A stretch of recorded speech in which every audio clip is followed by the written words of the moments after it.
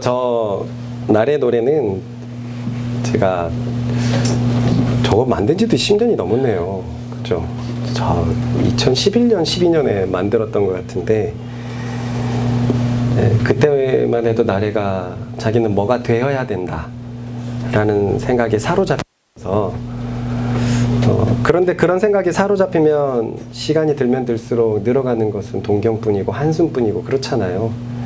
그런 나래를 적으면서 네 열정이 여기 있지 않냐, 네 열정이 그리스도께 있지 않냐 라고 얘기했는데,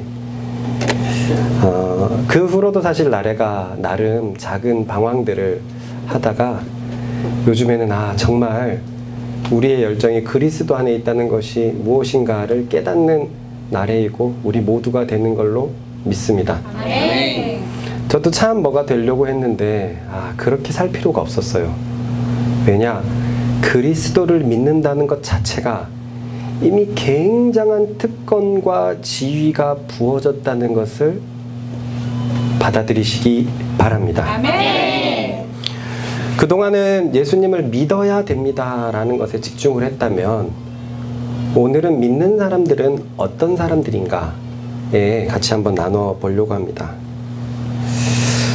불신자들에게 전도를 하다 보면은요, 이런 소리를 들을 때가 있습니다. 하나님을 나에게 보여주시오. 그러면 내가 믿겠소. 보이지도 않는 하나님으로 어떻게 믿으란 말이오. 타당한 소리입니까? 네. 네, 타당한 소리죠. 일견 들어볼 때 되게 타당한 것 같습니다. 왜냐하면 저도 이 기도를 진짜 많이 했어요. 저도 목사님의 자녀로 자라나서 하나님이 계시다는 게 확실하기만 하면 진짜 잘 믿을 것 같은데, 저 많이 듣는 저 말씀을 진짜 잘 믿을 것 같은데 그 확신이 없는 거예요. 그 믿음이 없는 거예요. 그래서 하나님 있다면 내게 나눠주세요 기도를 10대 때 많이 했습니다. 또한 저는 제 동생이 장애인이에요. 태어날 때부터 장애를 가지고 있었기 때문에 순수했던 저는 어렸을 때부터 예수님의 말씀을 들을 때마다 예수님께서 병자들을 고쳐주시니까 동생을 위해서도 기도 참 많이 했어요. 주님, 제 동생을 고쳐주시면 저 정말 예수 잘 믿을 것 같은데. 그래서 진짜 중학교 1학년 때는 동생에게 가갖고 머리에 손 올리고 기도도 하고 본 대로 기도도 하고 그러기도 했었습니다. 이렇게 뭔가 초자연적인 일이 일어나면, 대수롭지 않은 무언가 특별한 일이 일어나면 예수님을 믿기 쉬울 거라고 생각했어요. 그래서 저는 신학교에 가서도 여전히 이 기도를 했습니다. 제가 정말 많이 기도한 가 뭐가 있냐면요, 주님, 내게 치유의 은사를 주세요. 치유의 은사를. 주님, 내게 투시의 은사를 주세요. 투시, 영적인 세계를 볼 수 있는 은사를 주세요. 하나는 까먹었다. 영분별이 투시인데? 통변의 은사를 주세요. 오랜만에 했는데요. 제가 그 기도를 진짜 많이 했어요. 그래서 병든 자를 고치면 이제 신학생이 됐으니까 사람들이 예수님을 너무 잘 믿겠는 거예요. 이 기도 많이 했습니다. 그리고 저는 눈을 떠서 그 하나님의 세계, 귀신의 세계를 보고 싶었어요. 주님, 그래서 내게 투시의 은사를 주십시오. 그리고 또 저는 많은 사람들이 방언을 하지만 방언을 통역하는 사람들은 정말 없었기 때문에 통변의 은사를 주세요. 이 이유는 다 하나입니다. 저는 100만 명의 목회자가 돼야 되는데, 그러려면 사람들을 주님 앞으로 모으려면 그런 초자연적인 은사가 필요하다고 생각을 해서 기도 많이 했습니다, 당시에. 저뿐만이 아니에요. 신학생들은 세 파로 나뉘어지거든요. 산학파, 관학파, 장학파입니다. 장학파는요, 운동장학파예요. 그냥 노상 수업만 끝나면 축구하고 족구하는 무리들이 진짜 굉장히 많아요. 장학파들.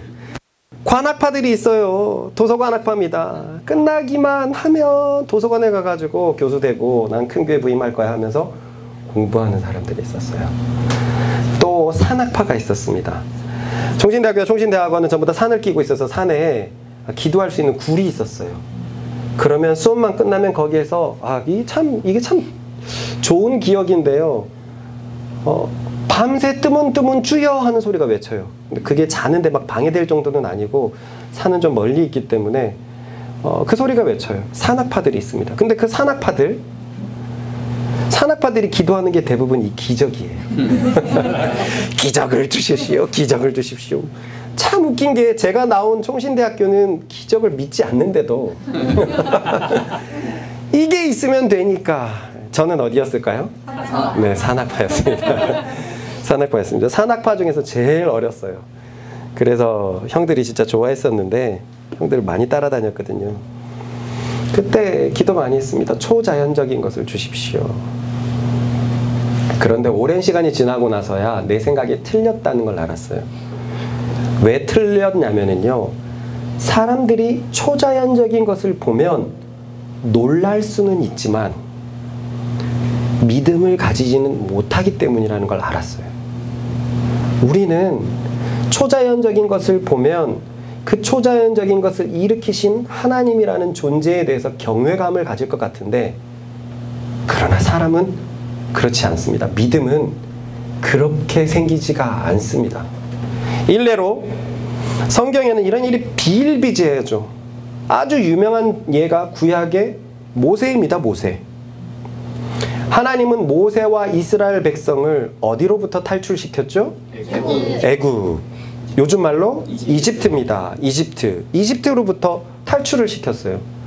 당시 이집트는 모세 민족, 히브리 민족 200만 명이나 데리고 있었는데 이 200만 명이 다 노예였어요. 그러니까 이집트 산업에 없어서는 안 될 만큼 중요한 자산들이었고 존재였습니다. 그런데 모세가 등장해가지고 내 백성은 이집트에 있어야 될 것이 아니라 원래 있었던 가나안 땅으로 돌아가겠소! 라고 얘기하니까 그때 왕 파라오가 그것을 들어줄 리가 없었습니다. 당신이 안 들어준다면 이제부터 이집트를 향해서 하나님의 재앙이 시작될 것이요. 해서 그 유명한 10가지 재앙이 일어납니다. 나일강이 피가 되고, 나일강에 개구리가 가득하고, 머리에서 이가, 이거 뭐죠? 색깔이 뭐였죠? 옛날 말로? 어른들, 이거 사투리인가? 색깔이. 운동경. 이가 색깔인가 뭐라. 이거 부산 사투리인지 모르겠네요. 이가 가득하고, 개구리 파리가 가득하고. 우리 지금 요즘에 파리 때문에 난리 났잖아요. 러브버그라 부르지 마세요. 그 중국 털파리입니다. 털파리. 중국에서 넘어온 털파리예요. 그 이름을 괜히 그렇게 붙여놨는데 중국 털파리 때문에 우리가 난리죠. 파리, 그리고 악질, 독종, 메뚜기, 우박, 흑암, 장자의 죽음, 연속 10가지 재앙을 그냥 하나님으로부터 맞아버렸어요. 10가지 재앙을 맞아버리니까 그제서야 파라오가 손들면서, 야, 너네 백성을 데리고 있다간 이집트가 멸망하겠다. 가라, 가. 너희 하나님께 예배하러 가라, 가. 저는 근데 이 장면이 항상 신기했어요. 뭐가 신기할까요? 안 믿는 번 동안 안 믿는 거예요. 안 믿는 거. 하나님이라는 존재가 자기네 나라를 향해서 10가지 재앙을 일으켰는데 그 10가지 재앙은 어떤 재앙이냐면요, 이집트가 섬기고 있던 10가지 신에 대한 재앙이었어요. 우리라면, 우리 한국을 향해서 10가지 재앙이 되면 처녀 귀신의 재앙, 뭘지 모르겠지만 저승사자의 재앙, 우리가 믿고 있는 산신령의 재앙, 그리고 이렇게 동전 뿌리고 탑 쌓고 이런 재앙들, 당시 이집트가 믿고 있는 10가지 순서대로 마지막까지 중요한 신, 그래서 흑암의 신은 태양의 신을 말하는 것이고, 장자의 죽음은 생명의 신을 말하는 거예요. 태양신 라와 생명의 신 이시스를 벌하면서 하나님께서 이집트의 신보다 강하다, 전 세계 최고의 나라였던 그 이집트의 문명에 있었던 너네 신보다 강한 것을 하나님이 보여줬다면 정상적이라면 그 하나님을 믿어야 되잖아요. 근데 믿지 않고 내보내요. 가. 그래. 너네 데리고 있으면 안 되겠다. 전 이게 이해가 안 갑니다. 기적을 보고도 믿지 않았어요. 더 이해가 안 가는 건 뭔지 아십니까? 그 이스라엘 백성들이에요. 너무나 초자연적인 방법으로 이집트를 탈출했습니다. 탈출했더니 있는 곳은 광야예요. 광야. 웬 서부 영화를 보면은 그냥 바람이 날리고 돌이 날리고 뭐 나무도 없는 그런 사막 같은 메마른 광야입니다. 먹을 것도 없고 마실 것도 없고 그랬어요. 그런데 200만 명을 어디서 먹고 어떻게 마시게 하겠습니까? 그래서 하나님께서는 40년 동안, 자그마치 40년 동안 매일 먹을 것을 채워주셨습니다. 그리고 매일 고기를 채워주셨어요. 만나와 메추라기를 채워주셨고, 그것뿐만이 아니라 매일 마실 물도 공급했습니다. 그것뿐만이 아닙니다. 광야 기후가 살기가 좋지 않으니까 낮에는 시원하게 구름 기둥으로 이스라엘 백성들을 덮었어요. 그것뿐만이 아닙니다. 밤에는 추우니까 불 기둥으로 이스라엘을 덮었어요. 그러니까 이스라엘의 40년 동안은요, 하나님의 초자연적인 기적과 늘 함께하는 사람들이에요. 그들은 상식적으로 믿음이 좋아야 되겠습니까? 안 좋아야 되겠습니까? 좋아야 되죠. 그것뿐만이 아닙니다. 성경에서 보면 40년 동안 입고 있는 옷도 해지지 않게 하셨어요. 옷 조금만 빨면 해지잖아요. 그 보풀 보풀이 올라오고 그러잖아요. 그런데 40년 동안 그러지 않았어요. 40년 동안 신발이 해지지 않겠습니다. 그래도 이스라엘 백성들은 하나님에 대한 신앙을 갖지 못했어요. 최고의 기적의 세대였지만 그들은 다른 신을 섬겼고 결국 저 이스라엘을 가나안 땅을 점령하자라고 얘기했을 때 하나님을 믿지 못하고 이집트로 돌아가자라고 하는 불신의 소리를 해서 사실상 200만 명 전원이 광야에서 죽게 되었습니다. 그 어느 세대도 이 세대만큼 기적을 체험한 세대가 없는데 하나님을 믿는 믿음에 도움이 되지 않았어요. 과연 지금 하나님이 눈에 보여지고 하나님의 기적이 나타난다면 여러분들이 알고 있는 불신자들이 이제부터 그리스도를 믿어야지 그럴까요? 성경은 그렇지 않다고 말하고 있습니다. 더 극적인 예가 있습니다. 모세보다. 그것은 바로 예수님입니다. 예수님이 오셔서 행하신 기적도 어마어마합니다. 그 유명한 오병이요. 물고기 5개랑 보리빵 5개랑 물고기 2마리로 5,000명을 먹이셨습니다. 남자만 5,000명을 먹이셨으니까 전체적으로 뜨면 2만 명을 먹이셨어요. 뿐만이 아니라 성경에는 오병이어 외에 7병어도 나와요. 떡을 7개를 가지고 4,000명을 먹이신 장면도 나옵니다. 그것뿐만입니까? 모든 병을 고치셨어요. 성경에는 모든이라고 되어 있어요. 그리고 사람들을 괴롭히는 귀신들, 정신을 괴롭히는 귀신들을 다 쫓아냈습니다. 그것뿐입니까? 본인은 물 위를 걸어 다녔습니다. 그것뿐입니까? 풍랑을 잠잠하게 만들었습니다. 너 바람아! 너 잠잠해라! 라고 했을 때 풍랑이 잠잠해서 제자들이 이 사람은 누군데 도대체 바람까지 순종하는가? 라고 놀라는 장면이 있어요. 그리고 그 기적의 백미는 죽은 사람을 살린 것이죠. 그건 성경에서 3명이나 나옵니다. 야이로의 딸이 그렇고 나인성 과부의 아들이 그렇고 무엇보다 확실하게 나사로가 그렇습니다. 나사로가 죽었다가 3일 만에 다시 살아났어요. 예수님 때문에. 그러면 우리 생각에는 사람이 기적을 일으켜갖고 죽은 사람을 살리니까 그 사람이 자기를 믿으라고 해야 되니까 우리는 예수님을 믿는 신앙이, 믿음이 생길 것 같은데 성경도 그랬나? 그렇지가 않았습니다. 놀라운 것은요, 당대의 종교 지도자들이 뭐라고 얘기했냐면 저 사람이 죽은 자를 살린 것을 우리가 막을 수가 없다. 어떻게 해야 될까? 저 자를 죽이자. 죽이자.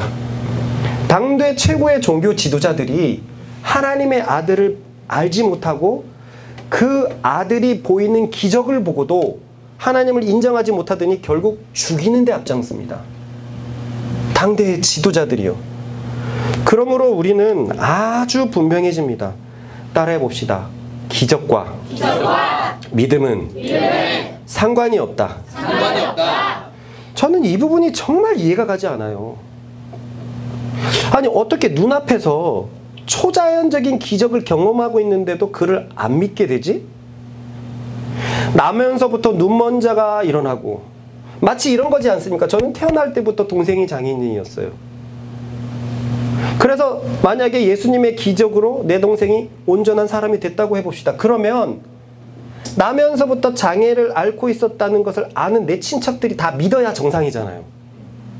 이야, 진짜 예수님이 있나 보다. 예수님 용하다. 나도 어떻게 하면 되냐, 이래야 될 것 같잖아요. 그런데 성경은 그렇지가 않다는 거예요. 믿음은 그렇게 생긴다는 게 아니에요. 기적과 믿음은 연결되지가 않습니다. 아니, 되레 종교 지도자들은 그 예수님을 죽이려고 했어요. 이제 저는 이것을 이해합니다. 예전에는 그런 기적이 일어나면 내 믿음이 강해질 것이라고 생각했고, 그런 기적이 일어나면 많은 사람들을 예수님께로 데리고 올 수 있다고 생각했는데, 성경을 보고 이것이 아니라는 걸 알았습니다. 아, 다시 한번 말하지만 기적과 믿음은 상관이 없구나. 그래서 저는 더 이상 기적을 바라지 않습니다. 저 사실 기적을 위해서 진짜 기도 많이 했거든요. 그런데 더 이상 기적을 바라지 않습니다. 사실 여기 앉아있는 사람들이 증인이거지만 저를 통해서도 기적이 많이 일어났어요. 제 세대의 사역자들 중에서는 아마 제가 기적을 많이 일으킨 사람 쪽에 속할 겁니다. 그런데요, 순간적인 놀라움은 주지만 믿음으로 연결되는 것을 저는 보지 못하고 있어요. 제 사역 속에서도 보고 있습니다. 오히려 이제는 기적이 일어나면 허무합니다. 사람들은 기적을 일으킨 하나님을 주목하지 않고 그 기적 자체만 주목해요. 사람들은 예수님이 하는 말을 주목하지 않고 예수님의 능력만 따라다녔어요. 그러니 결국 예수님이 십자가에 질 때는 다 도망가 버렸습니다.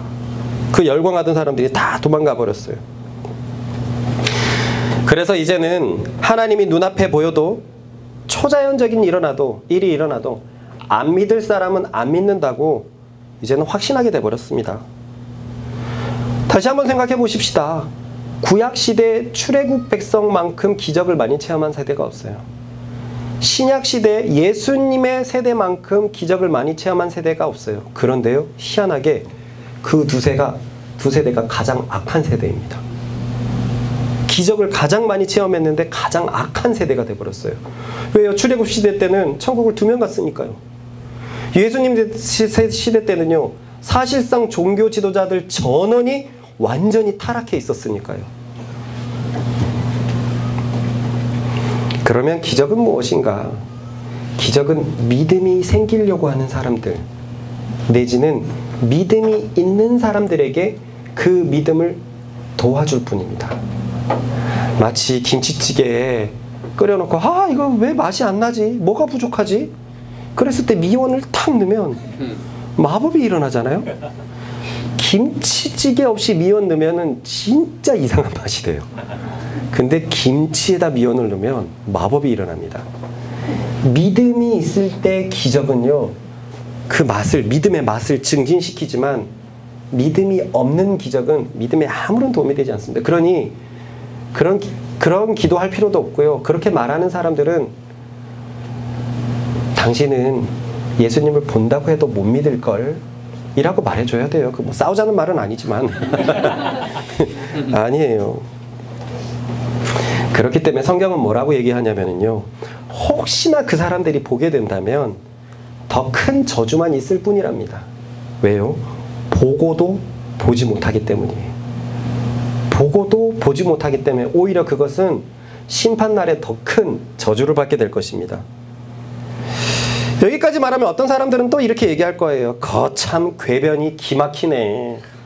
하나님이 없다는 것을, 신이 없다는 것을 어떻게 저렇게 빙빙 돌려가면서 말할 수 있을까? 신 좀 보여주라고. 나는 신 보여달라고 했지. 신을 보고도 믿음이 생길지 안 생길지는 그 나중에 얘기하고, 저 신이 없다는 얘기를 저렇게 빙빙 돌려서 얘기할까?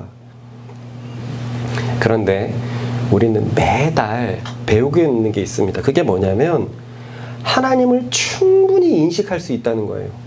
동의하십니까? 네. 그렇습니다.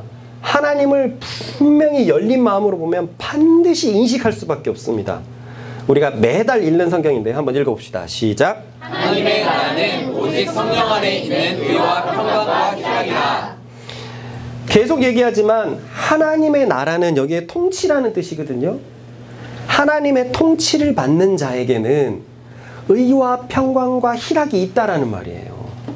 그렇다는 말은 반대로 하나님의 통치를 받지 않는 사람들, 즉 죄의 통치를 받는 사람들에게는 의와 평강과 희락이 있다 없다? 없다. 정확히 말하면은요, 그들도 있을 수는 있어요. 자, 불신자들이라고 전부 다 죄 가운데서 살고 싶어 할까요? 아니요. 안 그렇습니다. 예수를 믿지 않지만 옳게 살려고, 바르게 살려고 하는 사람들이 있습니다. 맞습니까? 네. 때로는 그 사람들이 우리를 정죄하는 것 같아요. 너는 예수 믿으면서 요모양 요꼴로밖에 못 살아가냐? 저 불신자를 봐라. 저렇게 건실하게 살아가는데. 분명히 정죄를 받을 때가 있어요. 불신자 중에서도 의롭게 살아가려는 사람이 있습니다. 불신자 중에서도 평안한 사람이 있을까요? 네. 있습니다. 그 옛날에 누구죠? 이제는 이름도 생각 안 나네. 산은 산이요 물은 물이라 했던 유명한 스님. 법정인가? 아닌데 법정 아니고 유명한 스님이 있는데요. 성철 스님. 있어요. 산은 산이고 물은 물이다 라고 얘기하면서 이 바쁜 세상에서 너무 신경 쓰지 말고 그냥 놔둬라. 그 존재를 있는 그대로 놔둬라. 이렇게 끊임없이 마음의 평안을 찾으려고 하는 사람들이 있어요. 세상에서 기쁘게 살아가는 사람들이 있을까요? 네. 있습니다. 참 재밌게, 익사이팅하게, 기쁘게 살아가는 사람들이 있습니다. 그런데요, 예수 믿는 사람과 정말 큰 차이가 있어요. 세상 사람들에게는 이런 것이 일시적이라는 거예요. 분명히 세상 사람들도 바르고 옳게 살아가려는 사람들이 있고 평안하고 기쁨 가운데 살아가려는 사람들이 있지만, 신자들의 그것과 질적으로 다른 것은요, 신자들은 앞으로의 인생이 계속 의로워집니다. 한 번 올바르게 살려다가 하는 게 아니라 끊임없이 올바르게 살려는 마음이 계속 샘솟아요. 그래서 신자들은 옳지 않은 행동을 하면 긁히게 되어 있어요. 그게 성경에는 성령께서 탄식한다고 하는 거예요. 초신자 때는 예수 믿은 지 얼마가 안 됐으니까 그냥 불신자처럼 살아갑니다. 근데 신앙이 생기면 생길수록 이거 옳지 않은데 음식을 낼 때 이렇게 주방에서 요리를 하다가 예전에는 100%를 다 냈다면 장사가 잘 되면 90%로 요리로 줄이고 80%로 줄이고 점점 중요한 거 살살 빼고, 신자가 되면 이게 자꾸 마음에 찔려요. 우리 민경이 미용인데 미용을 하면서 고객님 머릿결이 너무 안 좋아요. 이거 새로 나온 너무 좋은 한방 미용인데 요거 꼭 쓰셔야지만 머릿결이 찰랑찰랑한답니다. 그게 마진이 제일 높은데, 그게 그리고 또 그렇게 좋은지 모르겠는데 팔면 나한테 이익이 되니까 어떻게든 그러려고 했는데, 신앙이 점점 생기면 생길수록 민경 선생님 저거는 어때요? 저거 사지 마세요. 저거 상술입니다. 절 믿으시면 요거 사세요. 요게 가성비가 제일 좋아요. 점점 의로워져요. 세상 사람들은 에이 어쩔 수 없어, 이거는 넘어가자, 그래 에이 어떻게 이렇게까지 다 살아. 그리스도는 이게 안 돼요. 그리스도는 하나님의 통치를 받습니다. 그래서 나쁜 행동을 하더라도 그것이 일시적이고 계속 긁힙니다. 그리고는 결국 옳은 곳으로 돌아오고 계속 옳음으로 성장하게 되어 있습니다. 마찬가지입니다. 신자들은 점점 평안해집니다. 세상 사람들은요, 평안이 무너질 수가 있어요. 실직을 당하고 시련을 당하고 이혼을 당하고 하고 있는 일이 안 되면 나는 되게 평안한 줄 알았고 그때는 사는 산이요 물은 물이다 라고 얘기하지만, 여러분, 사는 산이요 물은 물이로다 라고 할 수 있는 사람도 경제적인 여건이 되는 사람들 아닙니까? 살기 바빠 죽겠는데 어디 산에 올라가고 사는 산이요 물은 물이다. 실직해갖고 올라가 보세요. 사는 산이요 라고 되는지. 안 됩니다. 그런데 그리스도인은 그렇지 않아요. 믿음으로 살아야 된다라고 하는 하박국 선자가 뭐라고 말했습니까? 같이 불러볼까요?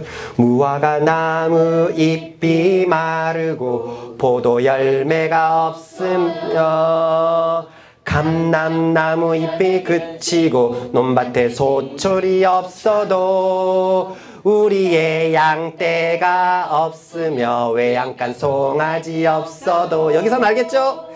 난 여호와로 즐거워하리, 난 여호와로 즐거워하리, 난 구원의 하나님을 인해 기뻐하리라.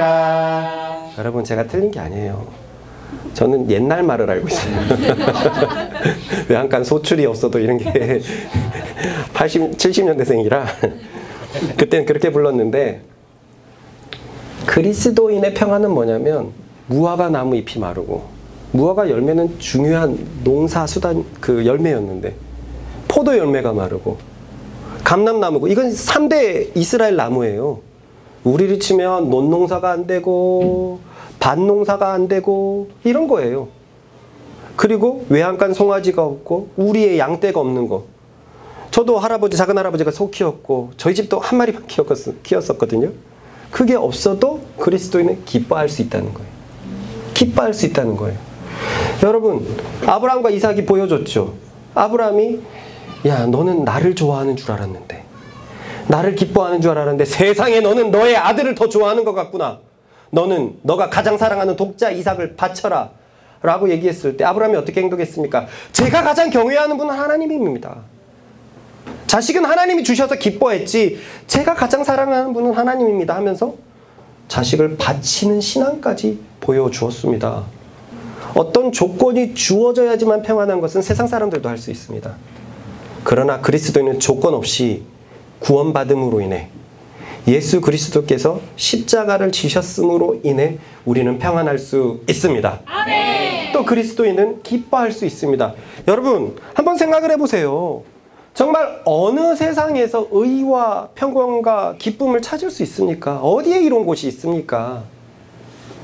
이것은 천국에 있는 것이고, 성령께서 천국에 있는 것을 우리 속으로 가져와서 우리가 경험하게 하는 거예요. 마치 에어컨 킨 방에 들어가면 춥습니다. 우리는 추운 바람이 안 보이지만 추운 걸 알아요. 그래서 에어컨이 켜져 있구나라고 인식하는 것처럼 의와 평강과 희락이 있으면 무언가가 작동하고 있다는 것을 알아야 됩니다. 왜냐? 방 밖으로 나가면 에어컨이 없는 것처럼 예수 믿는 사람 아니고 불신자들에겐 적에 해당되지 않기 때문에 그래요.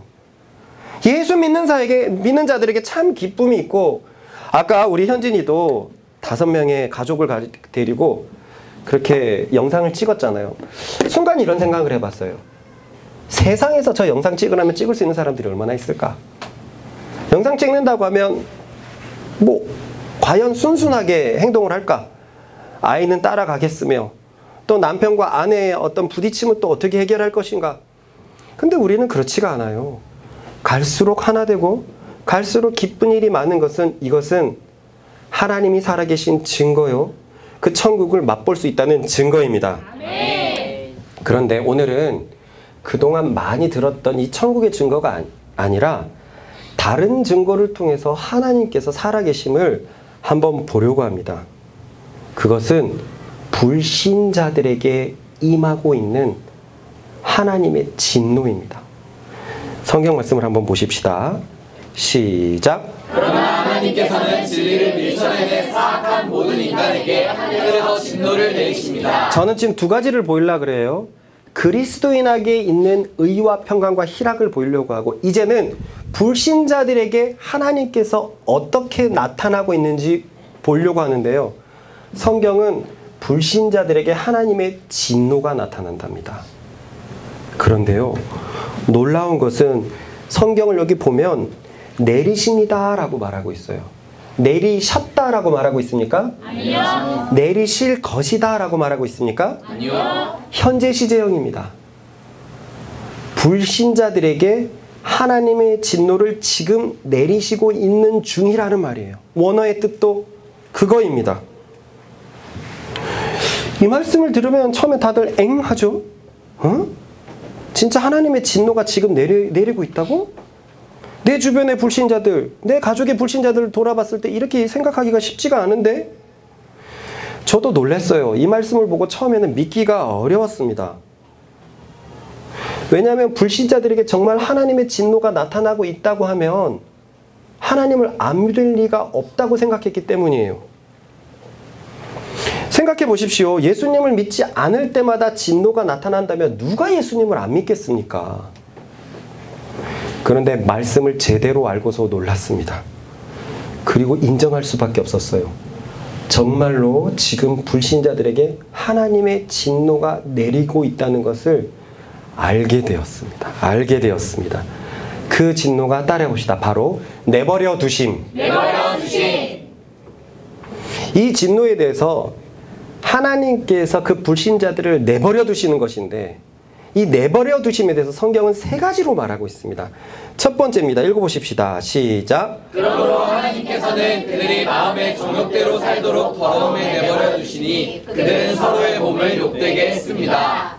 사실 불신자들 내버려 두시는 게 결국 하나님의 진노였어?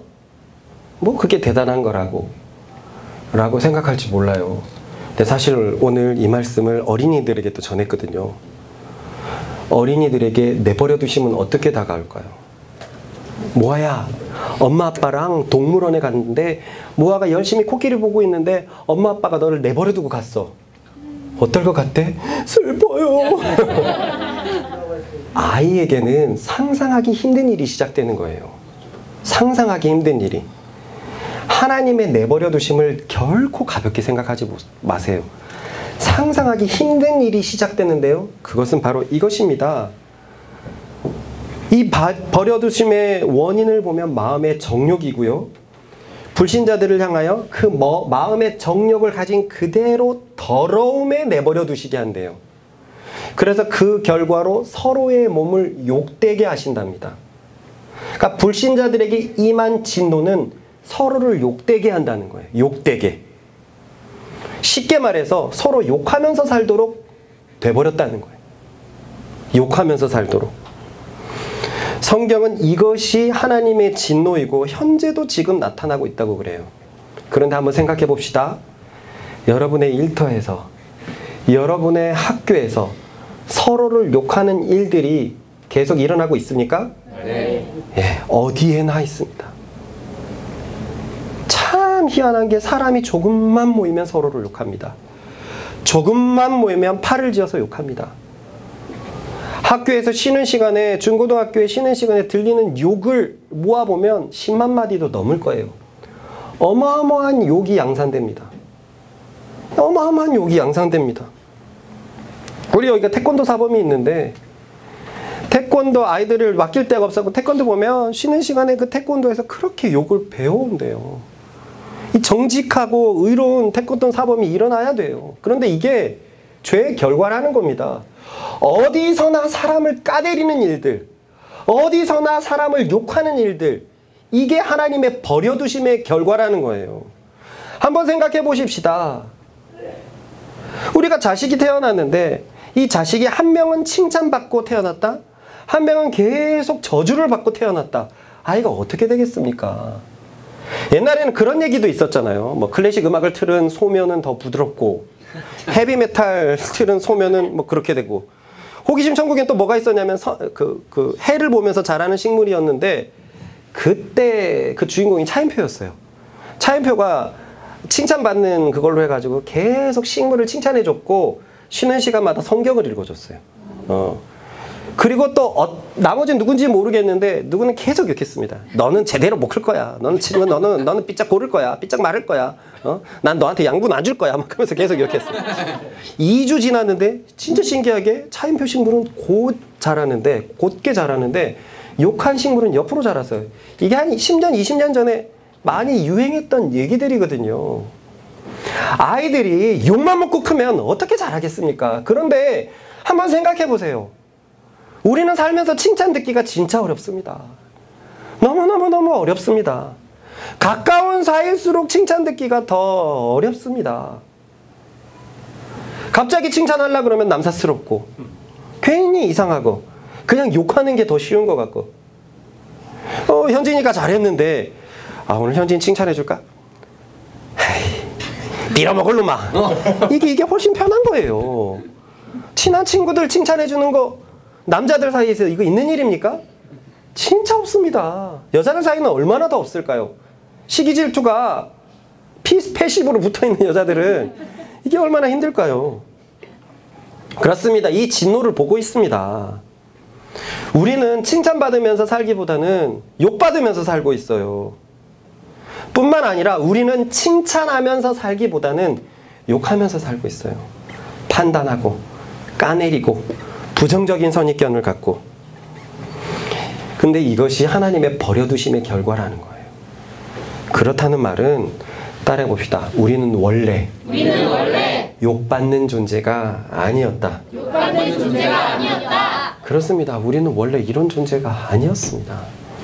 보십시다. 시작. 하나님이 이르시되 우리의 형상을 따라 우리의 모양대로 우리가 사람을 만들고 그들로 바다의 물고기와 하늘의 새와 가축과 온 땅과 땅에 기는 모든 것을 다스리게 하자 하시고 하나님이 지으신 그 모든 것을 보시니 보시기에 심히 좋았더라.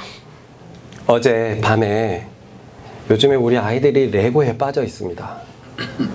근데 레고가 좋은데 이 레고 작은 레고들이거든요. 그러니까 아이들이 그게 재밌는지 레고 박스를 이렇게 뿌려놔요. 얼마나 많이 바른지 모르겠어요. 그래서 요즘에 그 레고 치우는 게 아주 일인데 그 레고 박스가 저희 방에 있거든요. 그래서 제가 자기 전에 싹 치웠어요. 방을 싹 치우고 거실도 싹 치웠어요. 그리고 밖에서 이렇게 성인들하고 이제 좀 시간을 갖고 들어갔는데 또 거기 엉망진창인 겁니다. 이거 누가 그랬어? 누가 그런 거야? 그랬더니 의로운이가 나는 안 그랬고 도도랑 구름이가 그랬다는 거야. 그래도 너는 형이니까 같이 치워. 치우기 싫은데 치워. 그래가지고 도도랑 구름이랑 의로운이랑 치우는데 사실 그 자리에는 원래 본이도 있었어요. 본이가 근데 그 시간에 피해 있었어요. 그리고 그거를 알아본 민선이가 본이야 너도 가서 치워. 싫어! 치워! 싫어! 너 그러면 그 방에 못 들어갈 거야. 빠빠 방에 못 들어갈 거야. 이제 동현이도 합세해가지고 본이야 너 치워야지. 싫어! 싫어! 끝까지 싫대요. 그래서 제가 정리하면서 아휴 지가 아빠 닮았네. 아이들을 보면 아이들은 아버지의 형상이거든요. 자식을 보면서 부모의 성격이 유추가 되는데 웃자고 한 소리지만 우리가 원래 이렇게 지어졌다는 거예요. 우리를 보면 하나님이 보이도록 지어졌다는 거예요. 원래 사람이 그런 존재라는 거예요. 딱 사람을 볼 때 하나님의 선하심이 보인다는 거란 말입니다. 그런데 그렇게 아름답게 지어진 심히 보시기에 좋았더라. 왜냐하면 사람을 만들고 사람이 모든 것을 다스리게끔 하셨는데 이 모든 것을 보시고 심히 좋았더라. 이 세계의 중심을 사람으로 만드셨는데 좋았더라. 이건 사람을 향해서 하는 말이거든요. 하나님 보시기에 심히 좋은 존재였는데 그런데 이제는 욕하는 세상이 되어버렸습니다. 뭔가 일을 조금 못하면 못하는 대로 격려해주고 위로해주고 잘해주도록 해야 될 텐데 욕이 먼저 나가고 판단이 먼저 나가고 그래서 떨어져 나가는 사람들이 정말 많고 요즘 MZ들이 회사에서 이렇게 적응을 못한다고 하잖아요. 여러 이유 중에 하나가 기술 배우기 너무 힘들다는 거예요. 윗선에서 잘 가르쳐주지를 못하니까 밑선에서는 좀 곱게 잘하다 보니까 그 욕받고는 못 배우겠다는 거예요. 그래서 뛰쳐나가 버려가지고 MZ 세대들의 회사 정착률이 2.6%랍니다. 2.6%요. 의진이가 굉장히 놀라운 거예요. 너무 잘하고 있습니다. 원래는 우리가 이런 존재가 아니었는데 하나님이 보시기에 심히 좋을 정도였는데 지금 우리가 사는 세상은 칭찬이 가득한 세상입니까? 욕이 가득한 세상입니까? 그렇습니다. 이 모든 것은 죄 때문이고 하나님의 버려두심 때문입니다. 혹시 여기 있는 분들은 다 이런 생각 안 해보셨습니까? 나도 칭찬받고 컸으면 참 좋았을 텐데. 저 그 생각 진짜 많이 해봤거든요. 아, 내 속에 좋은 게 많은데 누가 나를 격려해주면 잘 자랄 것 같은데, 잘 자랄 것 같은데. 그런데 세상은 그렇지 않잖아요. 격려보다는 화가 먼저 나가고 욕이 먼저 나가고. 두 번째로 하나님이 버려두심입니다. 보십시다. 시작. 이 때문에 하나님께서 그들을 부끄러운 욕심에 내버려 두셨으니. 첫 번째는요, 더러움에 버려두셔서 욕받는 존재가 되었어요. 두 번째는 부끄러운 욕심에 내버려 두셨다는 말입니다. 인면수심이라는 말이 있죠. 사람 인자에, 얼굴 면자에, 짐승 숫자에, 마음 심자입니다. 사람의 얼굴을 가지고 있지만 짐승의 마음을 가진 사람이라는 뜻이에요. 얼굴만 사람이지 하는 짓이 짐승과 똑같다. 보통 이것은 부끄러움도 모르고 살아가는 사람들한테 그런 말을 써요. 사람과 짐승의 차이가 뭡니까? 부끄러움을 안다는 거거든요. 세상은 말합니다. 나도 알아. 나도 윤리 알고 무엇이 옳은 줄 알아. 그런데 세상은 그렇게 간단한 게 아니야. 그렇게 순수하게 살아가다간 넌 아무것도 못할 거야 하면서 자신의 부끄러운 욕심을 정당화시키죠. 자신의 잘못된 방법을 정당화시키고 그렇게 부끄러움에 빠져갑니다. 살면서 이런 걸 한 번쯤은 본 적이 있어요. 누군가가 거짓말을 태연하게 하는 건데 내가 그 사실을 알고 있는 거예요. 그것을 볼 때 얼마나 저 사람이 부끄럽습니까? 중학교 2학년 때인데요. 미술 선생님이 진짜 무서웠어요. 이산 선생님은 진짜 학교를 때리러 다니는 사람처럼 이 박달나무 채를 불에 달궈가지고 우리 피롱봉이라고 불렀는데 그 선생님이 이피롱 선생님이었거든요. 그걸로 진짜 전력으로 때렸어요. 저는 그래도 모범생 쪽에 속하는 사람이었는데 어느 날은 선생님께서 그럽니다. 미술 선생님인데 오늘 미술 숙제 안 해온 사람 앞으로 나와. 근데 안 하면 큰일 나는 걸 알아가지고 다 하거든요. 뭐 양아치고 뭐고 다 해요. 집에서 안 해오고 오늘 아침 자습 시간에 해온 사람 나와. 애들이 우르르 나갔는데 저도 자습 시간 했는데요. 못 나가겠는 거예요. 너무 무서워서 가만히 있었어요. 근데 제가 제일 앞자리에 앉아 있었는데 키가 컸지만 제일 앞자리에 앉았는데 앞에 애가 그러고 다 됐잖아. 근데 저는 그래도 계속 착한 축에 속해 있어서 아이들이 저를 더 고발하진 않았거든요. 아니야. 있었죠. 그때를 생각하면 나는 그래도 목사님의 아들이고 그랬는데 뭐가 그렇게 무섭다고 그렇게 행동했었을까? 저 아이들처럼 정당하게 맞았으면 되지 않을까? 그 아이 입장에서 저는 얼마나 부끄러운 사람이 됐습니까? 더 부끄러운 거는요. 그게 막 말이 번지지가 않고 걔가 잘못 본 걸로 돼버렸어요. 저는 착했거든요. 근데 그렇게 착하게 보는 게 너무 질리는 거예요.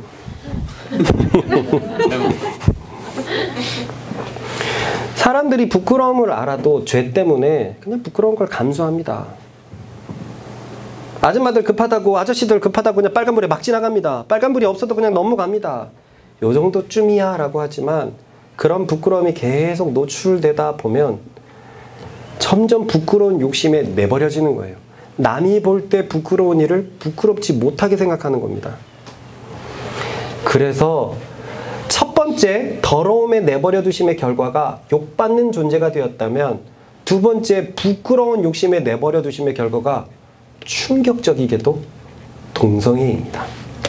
읽어보겠습니다. 시작. 이 때문에 하나님께서 그들을 부끄러운 욕심에 내버려 두셨으니 곧 그들의 여자들도 술리대로 쓸 것을 바꾸어 영리로 쓰며 그와 같이 남자들도 술리대로 여자 쓰기를 버리고 서로 향하여 음욕이 부릴 듯하매 남자가 남자와 더불어 부끄러운 일을 행하여 그들의 그릇 때문에 상당한 고음을 그들 자신이 받았느니라. 저도 아날로그 세대이기 때문에 아날로그에서 디지털로 넘어가는 게 되게 급작스럽고 나이가 조금 더 먹어가면서 저도 이제는 변하는 세대를 못 따라가고 있구나. 이뿐만이 아닙니다. 따라갈 마음조차 없어져 버렸어요. 이렇게 나이를 먹는가 싶은데 따라갈 마음이 없습니다. 야, 동준아 이렇게 하면 되고 누가 할 줄 아는 애들이 맡기는 게 편하지 이제는 못 따라가겠어요. 그런데 부모님들은 어떨까 싶어요. 이 부모님들의 첫 세대 때는 우리나라가 분명히 못 살았을 그때인데 완전히 후진국, 중진국, 선진국을 다 보고 계시잖아요. 그런데 이 중에서 너무 놀라운 게 이 동성애예요.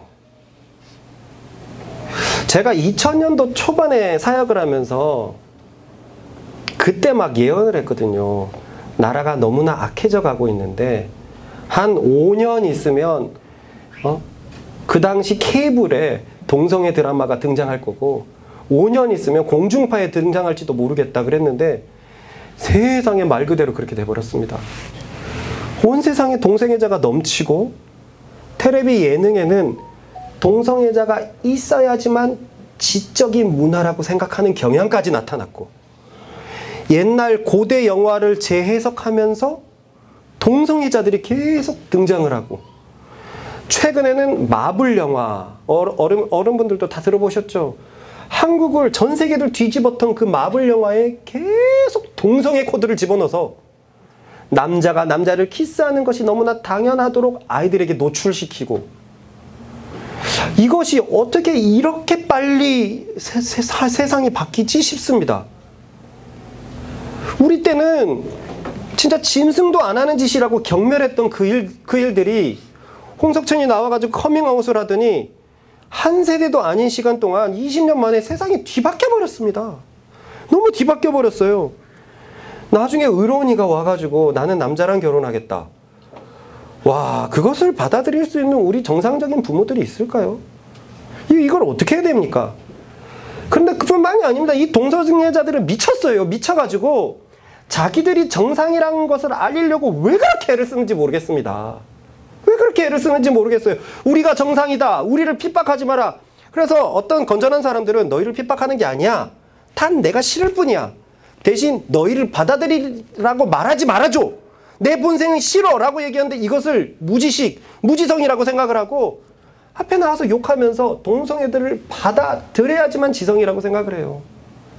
그래서 그들이 동성애를 보이는 그런 행태들이나 꼴들은 와, 정말 더럽고 역겹고 혐오스럽습니다.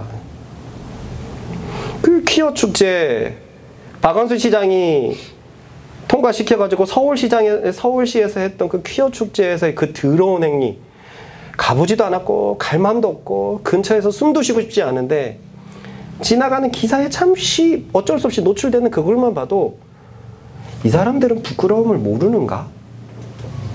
부끄럽지 않은가? 부끄럽지 않은가? 어떻게 저렇게 날파리 같은 불나방 같은 인생을 살 수 있지? 그런데 이게 하나님의 버려두심이라는 거예요. 이미 2000년 전에 하나님께서 불신자들을 버려뒀는데 부끄러운 욕심에 버려두다가 종국에는 동성애가 나타난다는 거예요. 예전에는 이것을 설교할 때 동성애자들이 아주 눈에 보이는 일이 전혀 없었기 때문에 설교하는 게 별반찮았어요. 근데 이제는요, 와, 지금 그러면 이 시대는 하나님의 진노가 얼마나 부어지고 있는가? 얼마나 부어지고 있는 세대인가? 우리가 염려하지 않을 수 없습니다. 그러면 우리도 한번 생각을 해봅시다. 나는 부끄러운 욕심으로 살아가는 사람인가? 아니면 부끄러운 짓을 알고 하지 않는 사람인가? 그러니 두 갈래가 있죠. 부끄러움을 느껴도 그대로 살아가는 사람이 있고 멈추고 자기 삶을 돌아보는 사람들이 있습니다. 과거 제가 민선이한테 이런 말을 했는데 민선이가 꽤나 인상적이었나 봐요. 이 얘기를 몇 번 언급하더라고요. 민선아, 그건 채장답지 않은 행동이야. 너의 신앙에 어울리지 않는 행동이야. 그게 따끔하면서도 굉장히 격려가 됐나 봅니다. 맞아. 이 행동은 내게 어울리지 않지. 사실 그런데요. 그 질문은 저에게 자주 하는 거거든요. 부끄러움이 찾아올 때마다 주님, 내 신앙에 자존심을 갖게 하여 주십시오. 제가 하나님을 믿고 있는다는 그 사랑의 자존심을 제가 갖게 하여 주십시오. 믿음의 자존심을 지키게 하여 주십시오.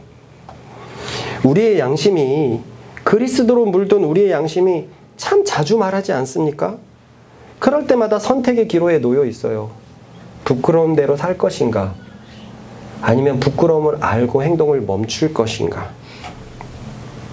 마지막으로 세 번째 버려두심입니다. 읽어보십시다. 시작. 또한 그들이 양의 하나님 두기를 싫어하매 하나님께서 그들을 그 상실한 마음대로 내버려 두사 합당하지 못하는 일을 하게 하셨으니.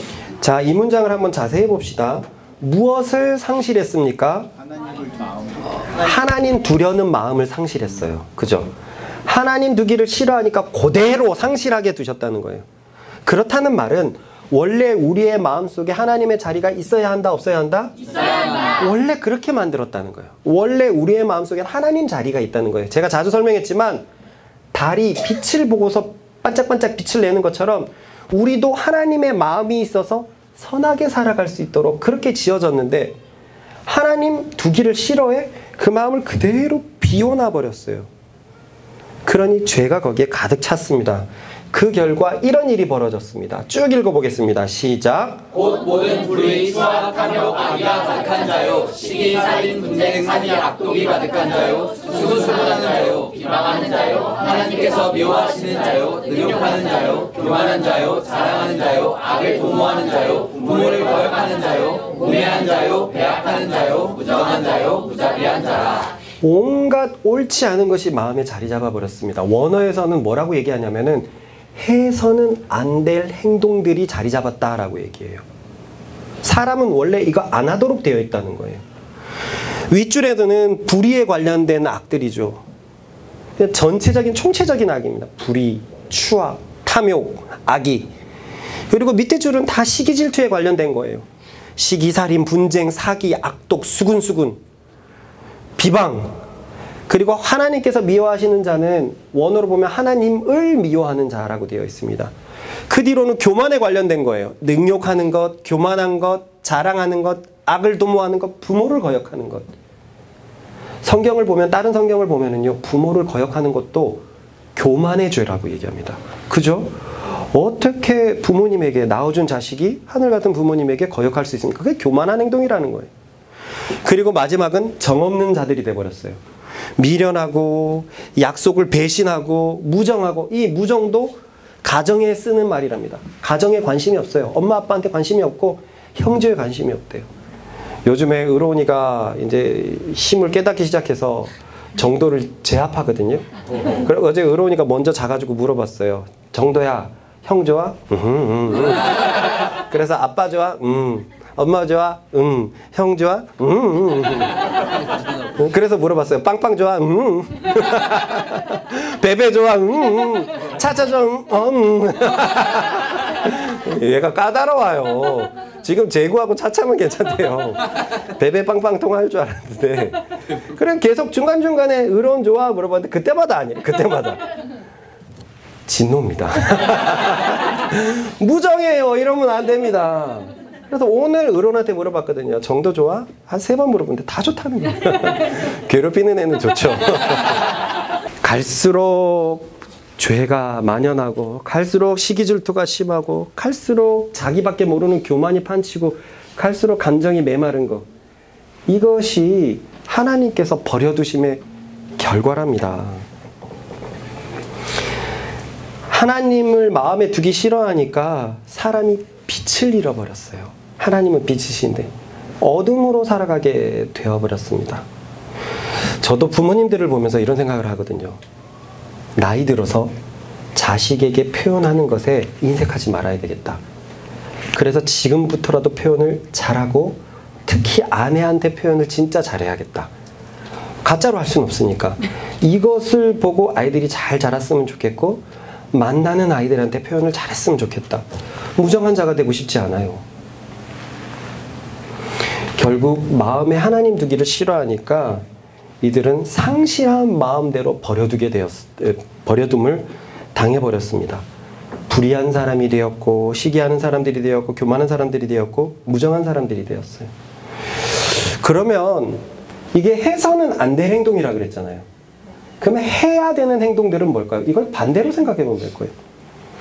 불의가 아니라 의로운 것, 추악한 게 아니라 깨끗한 것, 탐욕이 아니라 절제하는 것, 악의가 가득한 게 아니라 선이 착한 뜻이 가득한 것, 시기살인 분쟁 사기 악독 가득한 것, 수근수근하는 게 아니라 세워주는 것, 칭찬하는 것, 비방하지 않고 오히려 칭찬해주고 하나님을 기뻐하고 교만하지 않고 겸손한 것, 그리고 성경에 십계명에 나와 있는 것처럼 부모에게 순종하는 것, 미련한 것이 아니라 지혜로운 사람, 약속을 잘 지키는 사람, 가정에 충실한 사람, 그리고 자비로운 사람. 이것이 원래 그렇게 만들어졌는데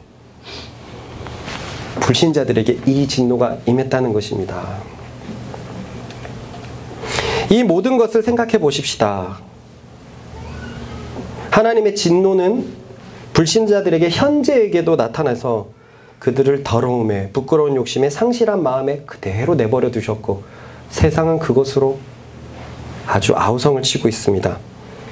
그런데 반대로 돌려보면 예수 믿는 사람들은 욕되게 살아가는 것이 아니라 칭찬을 회복하면서 살게 될 것입니다. 아멘. 예수 믿는 사람들은 부끄러운 욕심에 버려두면 되는 게 아니라 부끄러운 것을 알고 끊어낼 수 있고 절제할 수 있는 사람이 될 것입니다. 아멘. 예수 믿는 사람은 해서는 안 될 이런 행동을 해야 되는 게 아니라 해야 되는 행동들을 하면서 살아가게 될 것입니다. 아멘. 오늘 중요한 제가 전하고 싶은 말은요, 그래서 이 반대 행동을 하자는 게 아닙니다.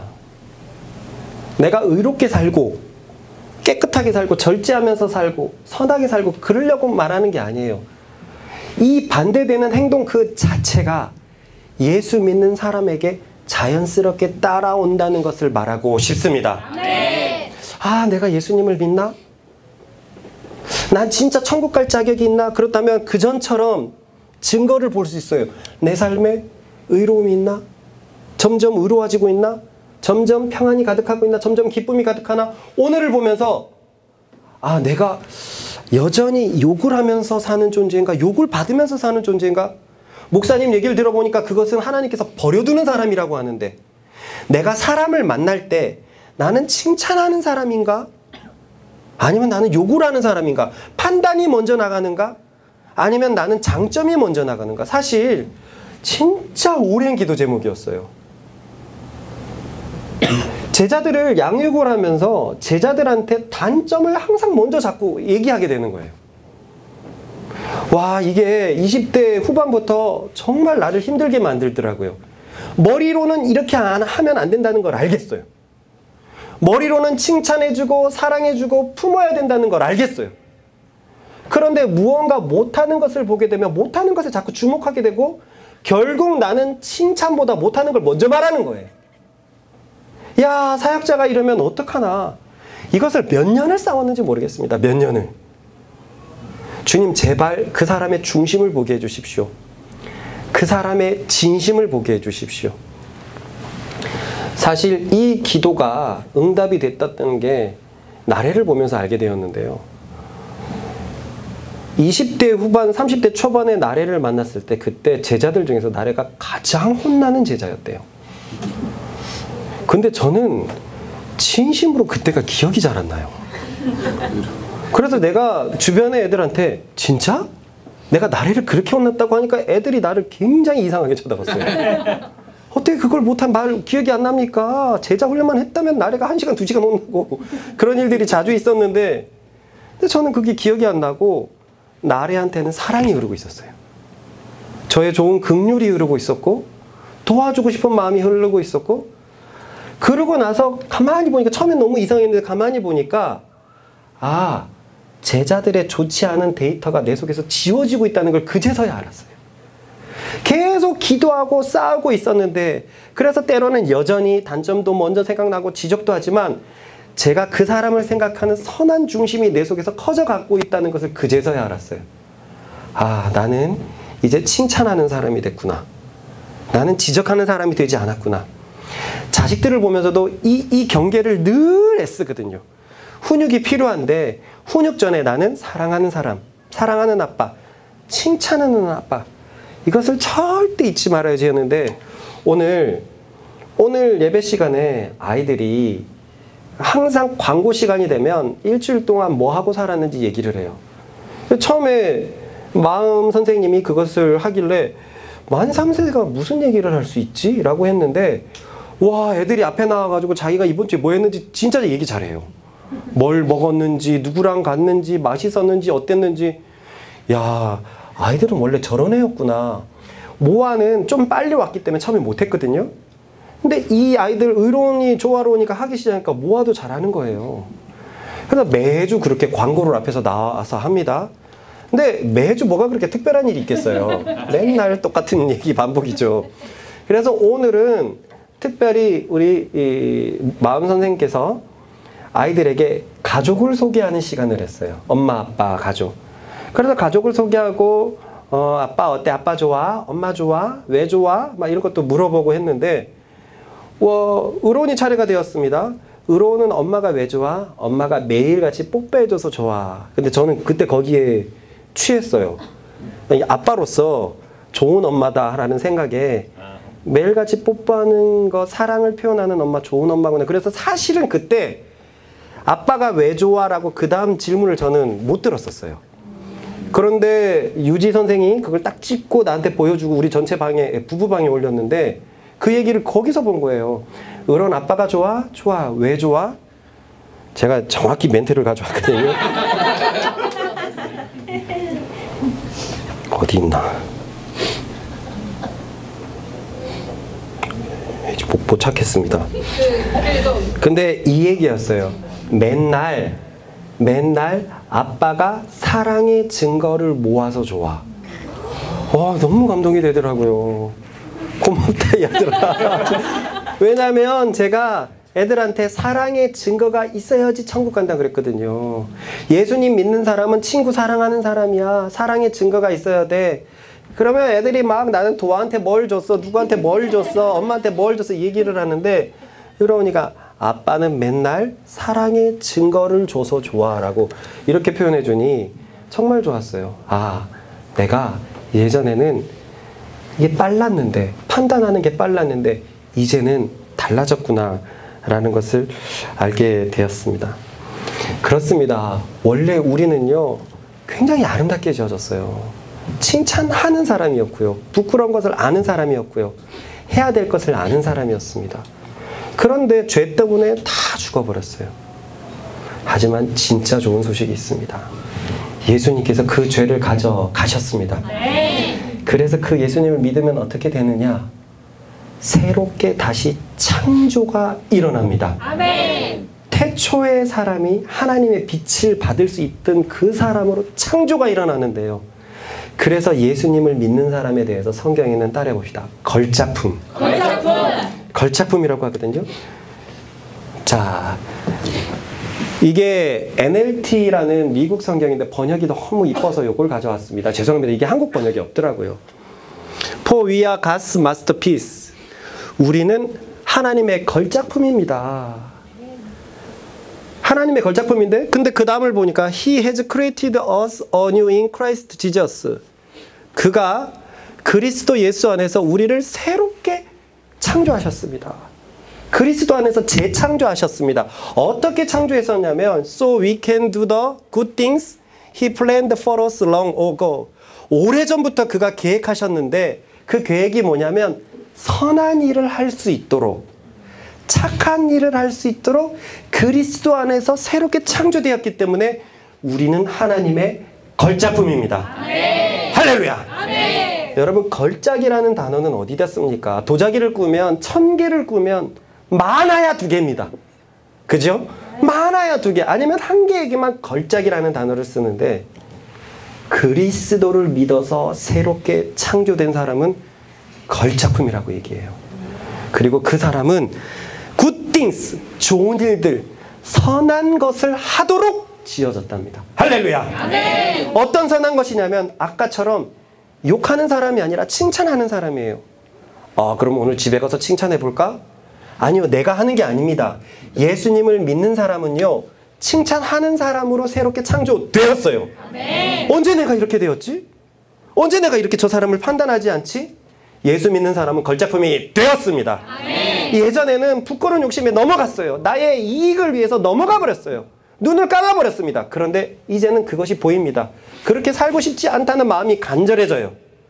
내 양심에 그리스도를 물던 내 양심이 자꾸 노크합니다. 그건 부끄러운 일이야. 부끄러운 일을 아는 정직한 사람이 되어 버렸습니다. 그런 사람이라는 거예요. 예수 믿는 사람이.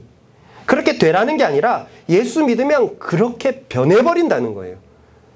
그리고 합당하지 않은 아까 그 일들, 예수 믿으면 해야 되는 일들로 바뀌어 버립니다. 선한 것들, 착한 것들, 지혜로운 것들, 겸손한 것들 이런 것들로 변해 버린다는 거예요. 예수 믿는 사람이 그런 사람이 됐다는 거예요. 그래서 이것을 초신자들에게 얘기를 하면 이해하기가 어려워요. 그런데 예수를 믿은 지 좀 되고 주님 앞에 진지함을 갖고 있는 사람이 어느새 돌이켜보면 이런 사람들에게는 한 가지 공통점이 있는데, 아니 내가 도대체 언제 이렇게 변했지? 과거 나는 이렇지 않았는데 언제 내 속이 이렇게 괜찮아졌지? 아니 나는 과거에 부모님께 정말 불순종하는 사람이었는데 언제 내가 왜 이렇게 부모님을 이해하는 사람으로 바뀌었지? 그냥 신앙이 좋아졌나 보다라고 생각하는데요. 아닙니다. 따라해봅시다. 그것이야말로 그리스도인의 특질이자 본질입니다.